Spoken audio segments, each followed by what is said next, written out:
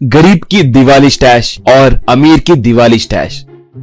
बिहार में बिलासपुर नामक गांव में मुन्ना और चमन नाम के दो दोस्त हुआ करते थे। मुन्ना के पिता बहुत बड़े धनवान थे। उनके कई तरह के व्यापार थे। इस वजह से मुन्ना के और भी दोस्त थे। चमन के पिता एक मजदूर थे। उनका घर भी छोटा था। चमन के पिता बहुत अच्छे आदमी थे। जितना है उतने में ही घर चलाते थे। एक बार चमन की माँ चमन के पिता से, दिवाली का त्योहार आने वाला है, बच्चे के लिए थोड़े पटाखे लाकर दे सकते हैं ना? बोली तो चमन के पिता, मैं भी वही सोच रहा हूँ, पता नहीं खरीद पाऊंगा कि नहीं, कहा। मगर मुन्ना के पिता मुन्ना के लिए बड़े बड़े पटाखे ला कर देता था। इस बार दीपावली को भी मुन्ना के पिता बड़े बड़े पटाखे, रॉकेट, चरखे, अनार बम, ऐसे कई तरह के पटाखे मंगवाए।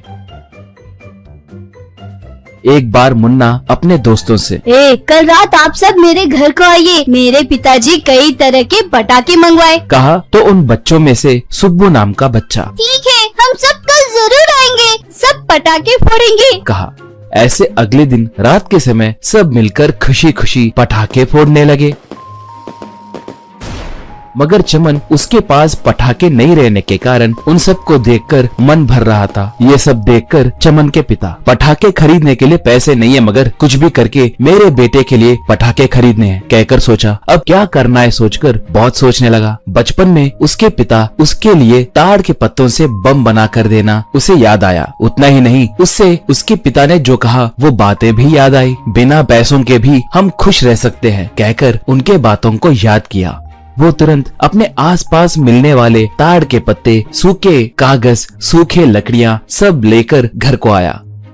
वहाँ पर चमन और उसके दोस्त थे। उनसे वो हम सबके जैसे बड़े बड़े पटाखे तैयार करेंगे, आप सब खुशी मनाइए, कहकर उन्हें उसके लाए सामान दिखाया। अब चमन और उसके दोस्त सब मिलकर पटाखे बनाने लगे। कागजों को लपेटकर रॉकेट बनाए, नारियल के खाल को लेकर अनार बनाए, पुराने बंदूक के खिलौने को एक पटाखे वाली बंदूक बनाए। उसे जलाए तो उसके दोस्त बल्ले बल्ले बल्ले बल्ले कहकर खुशी से तालियां मारने लगे। ऐसे चमन और उसके दोस्त सब मिलकर उनके बनाए पटाखों को देखकर बहुत खुश हुए।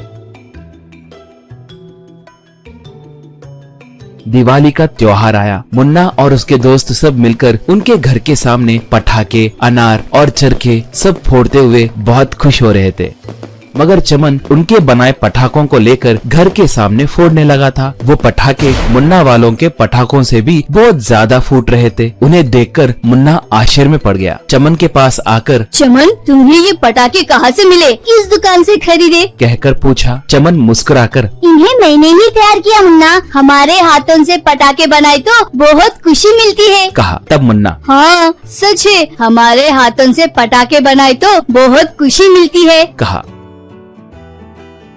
ऐसे उस रात मुन्ना उसके पिता के लाए पटाखे भी वही ले जाकर चमन वालों के साथ, चमन वालों के बनाए पटाखों के साथ साथ उनके पटाखे भी जलाते हुए बहुत खुशी से त्योहार मनाया। ये देखकर चमन के पिता बहुत खुश हुए। खुशी पैसों से नहीं हमारे मेहनत से मिलती है, कहकर उसने सोचा